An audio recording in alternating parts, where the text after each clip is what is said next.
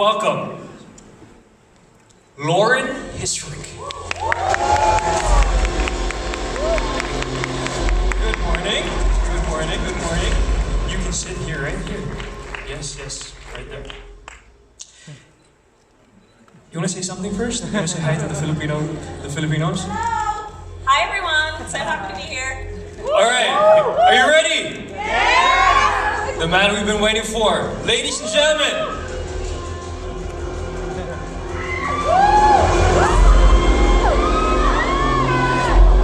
Henry Cavill!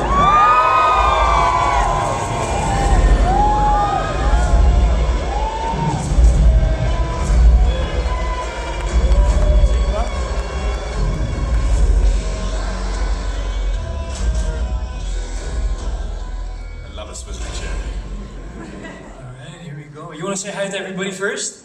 Hi everyone, how you doing? I'll take that as a good. I'm so happy we're sitting down.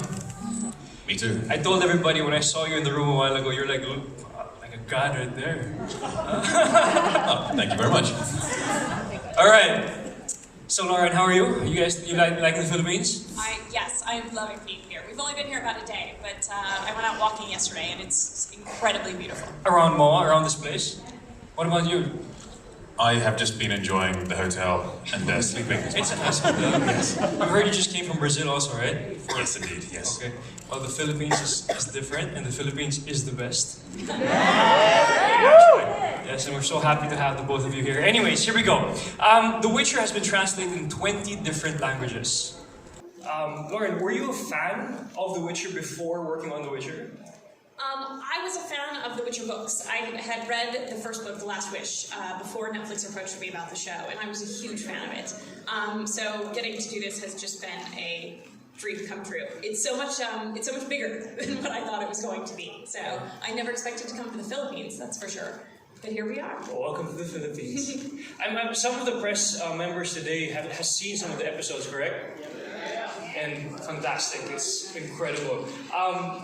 Henry, what about you? Were you a fan of The Witcher? Were you a fan of the character before playing the character? Absolutely, I was, yes. My introduction to the character first came through the games. Okay. I'm a big PC gamer, and I've been gaming since I was a young boy. And then after I met Lauren told me that there were a series of books. And I knew there was a series of books, but I just assumed they were based upon what the games had created. Little did I know that Sapkowski had actually written them way before, and the games were based on the books. And so I got to those and fell in love with them. And I've been a fantasy genre fan since I was a boy as well. And for me, it was just such a wonder to read something so new and a fresh take on the genre. Right. I mean, can I ask, how did you get the role? Did you audition for it? Did they pick you? How did that happen? Can I ask? Is that allowed? Go ahead. Okay. It was, I heard that Netflix were making it into a show, and I called my agents and I said, right guys, I want to at least get into the room here as early as possible and see if I can get this. This is really, really important to me. And they said, okay, cool, great. And then I didn't hear anything back for a week. And so I called them that week and said, have you done anything yet? And they said, no, we put a call into Netflix. And I was like, yeah, but have you heard back? And they went, well, yes, we have. And there's nothing going on yet. I was like, well, keep on calling until you find out what's going on. Okay. And don't stop calling. And so I called them back every 3 days and said, have you spoken to them yet? And they said, yeah, okay, well, we'll call again, Henry. And they kept on with this. And eventually, when Lauren was ready to take meetings, they must have said, look, you've got to meet this guy, otherwise he's gonna turn up at the door. It'll be embarrassing. And so I met with Lauren, we had a lovely chat about the character and about the storyline, and then she had to go through her casting process. And so I think it was about 6 or 7 weeks later, I got a call saying, would you like to audition for the role? And I was on holiday at the time. I cancelled my holiday and we all flew into New York, and we had an audition there, and the rest is history. Meant to be. Yeah. Definitely meant to be. They all agree. Wow. So can you describe to me, Lauren, your working relationship with Henry? How is that? How's your work like? It's okay. No, it's no, it's amazing. when I first met Henry, we had such a good meeting, and we really did. We got in depth to the character and the way that I wanted to tell these stories. But I was very honest, and I said, we don't have scripts yet. We haven't started the process. I don't have a job to offer you. And then we did go through the casting process, and we met 207 other potential Geralts. And at the end of the day, what I realized is that as I had continued writing those scripts, I always had Henry's voice in my head. And so It's a terrifying prospect. Yeah. So, when we met again, we just immediately kicked off a great creative relationship. And I think what a lot of people don't know about actors, specifically on television, we shot for 178 days. That's a lot of days. And we worked very long hours, mostly through the night, in the rain and the snow. We shot in Central Europe. And you count on your actor not just to embody the character, which obviously Henry does incredibly well, but you also count on your actor to be a leader on set, to show up, to set the tone. One of my favorite things about Henry is how seriously he takes the job. He not only shows up prepared, knows Geralt inside and out, better than I do now, but he also shows up on time, ready to work with a great attitude. And to me, that's all I want at work every day, and so that partnership has just been amazing between us. Oh, thanks, Laura. You're so welcome. For Henry, how did you prepare for the character? I mean, if you see the series, you look different, you have long hair, you're just different, right? Very in character. How did you prepare for that? The preparation for me, for Geralt, was a little bit inbuilt. As I say, I've been a fan of the fantasy genre since I was a boy, and my father would read to me before I could read, and it was always fantasy genre books, and every book I've picked up to read just for the sake of reading for enjoyment in my free time has more often than not been part of the fantasy genre.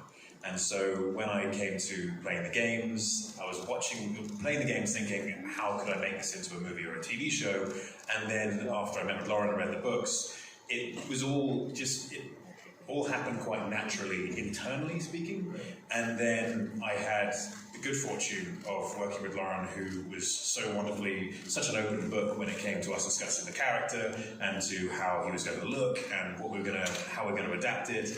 And when we eventually got me in the chair, and Jackie Rathor and Avala Mass, the girls in charge of actually making me look like Geralt, did such an incredible job that what I hadn't done preparation-wise, or what I couldn't do preparation-wise, was finished off in that 2-hour process every morning. And I'm incredibly thankful to those ladies for doing such a hard job, not just every day, but every night as well. They took their work home with them, and Jackie made sure that wig was looking perfect. There were 3 wigs, and they all went through different processes, and she was having nightmares about it. Right, Jack? Where are you? Oh, she's here. Jack's here. She's somewhere here. Yeah, everyone, a round of applause for Jack. 3 different wigs.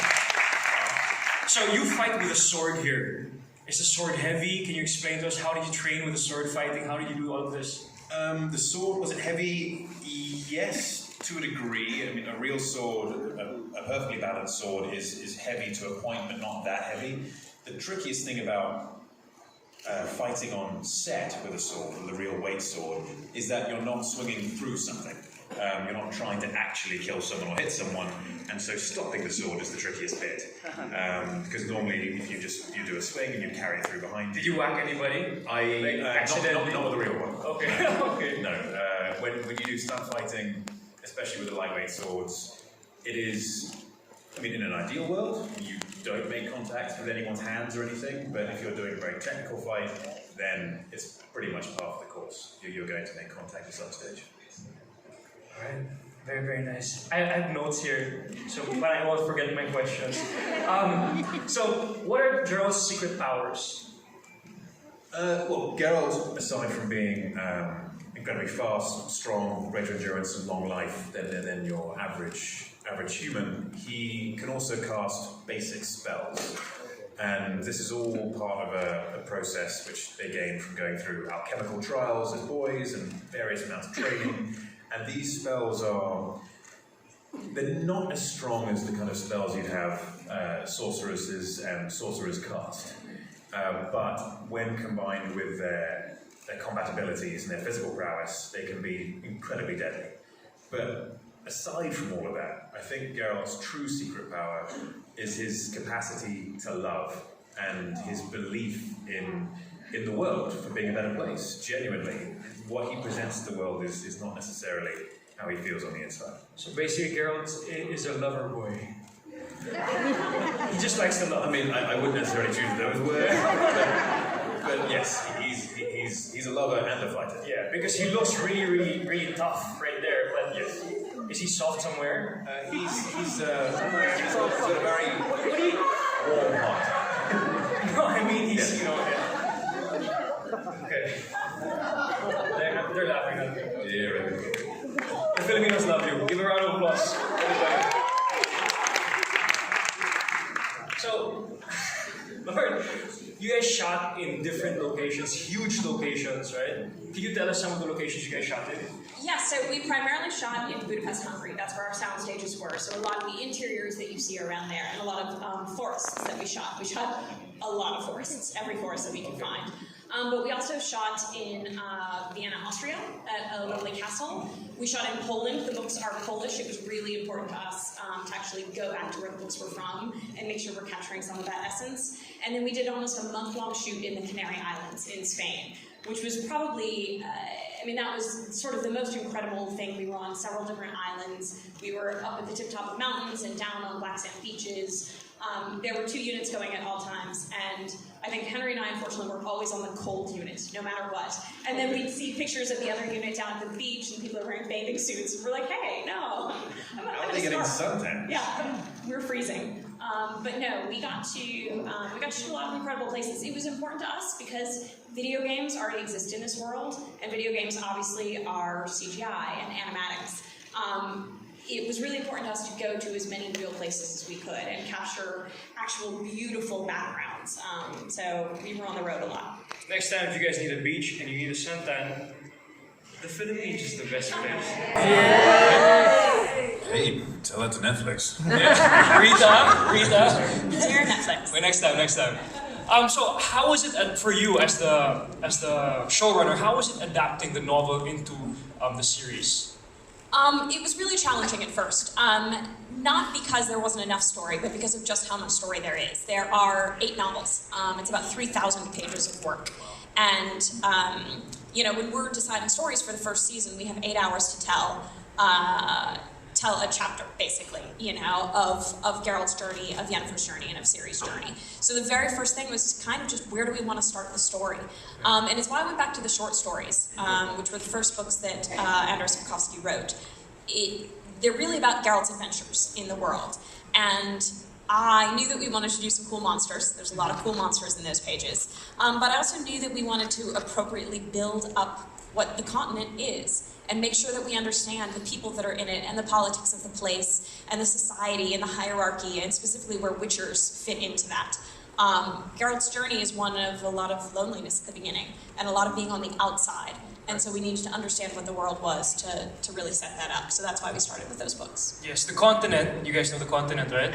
Yes. Yes, it's where the Witcher is taking place in. Could you explain the politics that goes through the continent and how living in the continent is? Politically speaking, it's not a wonderful place to live. In fact, just speaking full stop, it's not a wonderful place to live. There's a lot of tensions between the different species that live on the continent, and even in between the humans, there's a lot of political tension. And so everything at all stages is like a tinderbox, and it's just waiting for a spark to set it up. So it's intense. Yeah. And there's monsters that are just running rampant and killing people. There's those too. Yeah, and monsters. Guys, if you guys don't know, Lauren, I'm sure you guys know, Lauren's been working on and has worked on Daredevil. Yes. Woo! Yeah. More love. Yeah. The Defenders. The Umbrella Academy. Wow. Guessing you guys don't like that one. And The Witcher. So, question? No questions. Question? You can tweet it later. We have a hashtag, by the way. Hashtag The Witcher in Manila. The Witcher in Manila. And use the @NetflixPH. Just reminders. I do answer things on Twitter. That's the Oh, you good don't? news. No, I do. I love Twitter. Nice. So, for you, Lauren, can you talk about approaching the project on a woman's perspective and writing and building the character of Siri Yennefer? How was that? You know, it's a really interesting question because I never think of myself as a female writer. I'm just a writer trying to tell good stories. A brilliant writer. Thank you.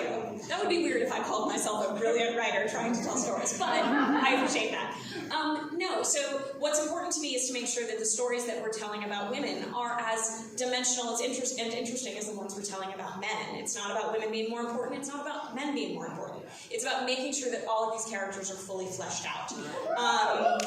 And for me, you know, I like to describe the story of The Witcher as a broken family coming together.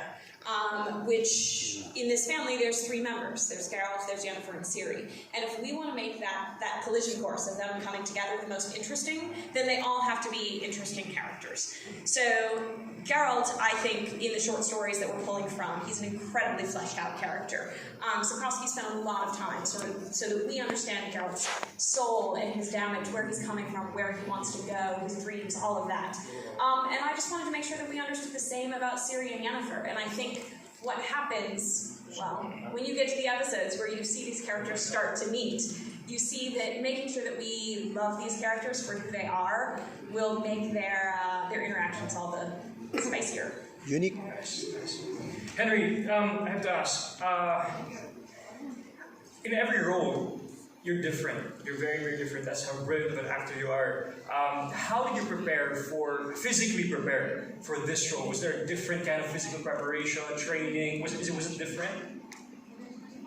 Every training experience is different depending on the job, because the trickiest thing about training for any role is finding the time to fit the training in. But for this one in particular, because of the athleticism of Geralt's fighting style, there's a lot of pirouettes, there's a lot of explosive movements, and a lot of uneven ground. You're not fighting in a gym, you're fighting on a slope with cobbles, and it's a dusty floor as well, or it's raining, whatever the case may be. And so you have to make sure that everything is protected, and you build up the right muscle groups which can protect things like knee joints, or whatever it may be, hips, elbows, shoulders. And that was what me and my trainer focused on the most. Aside from the aesthetic, we had to make sure that my body could keep up with the schedule and the fights. And we know you don't do stunt doubles, correct? That is correct. On this one, absolutely not.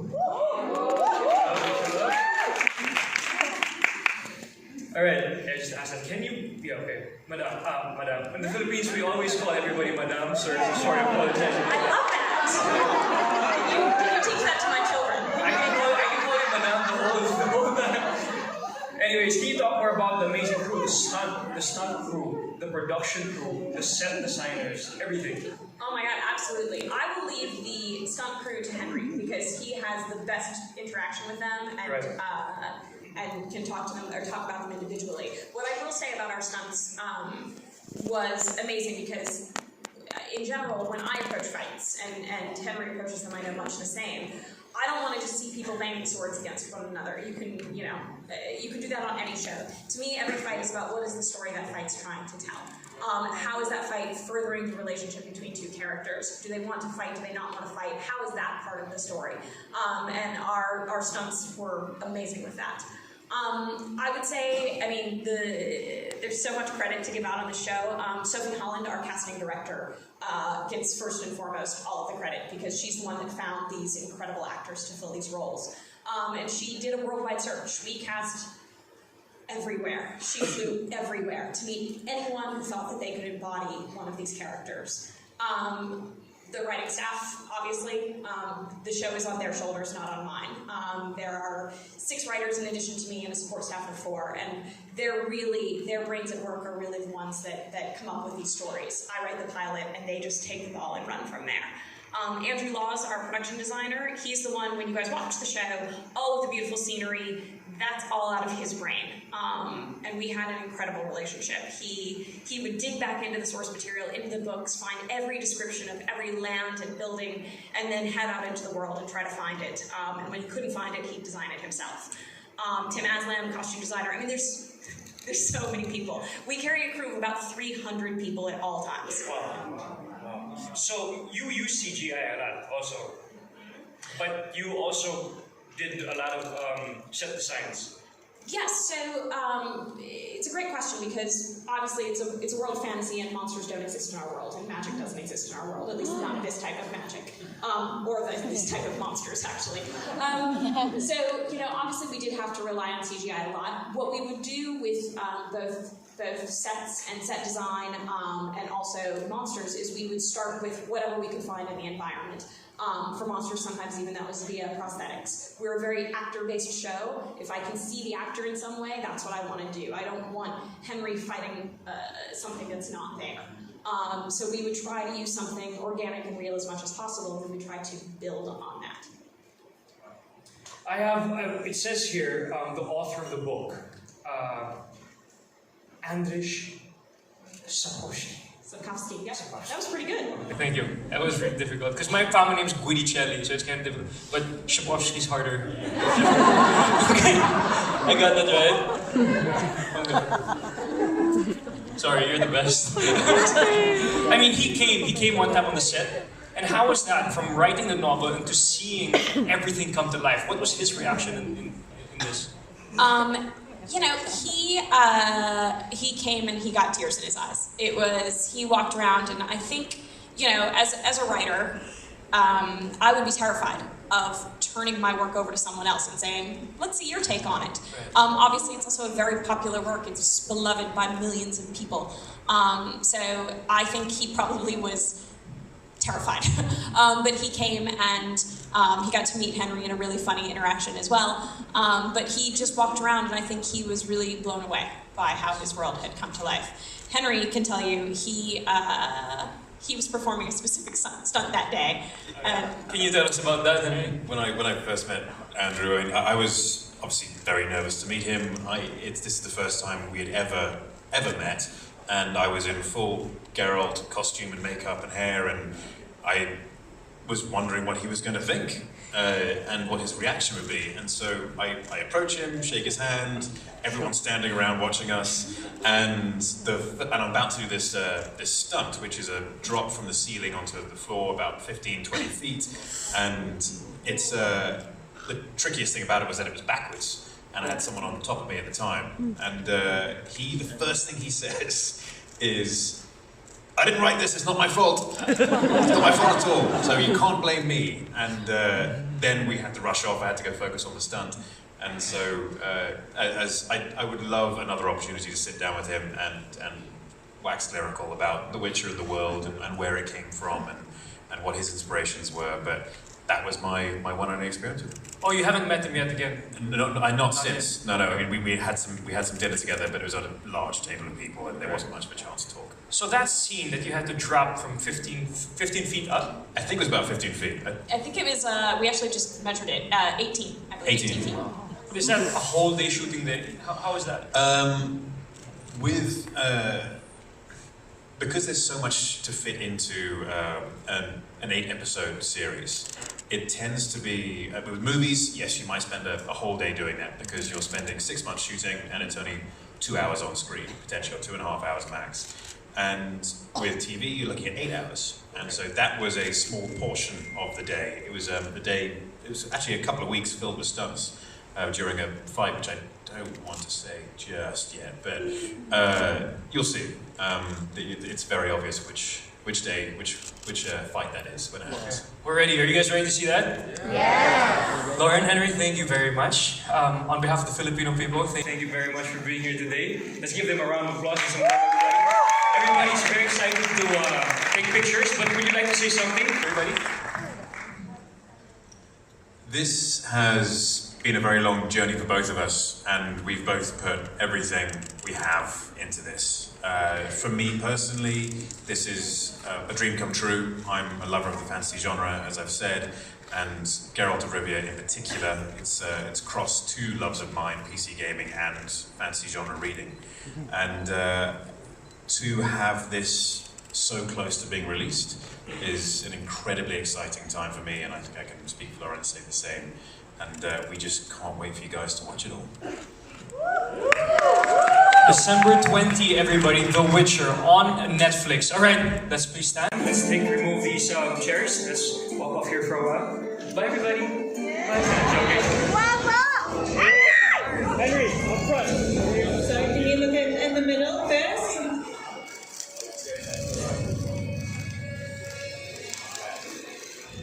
Over here. Let's go.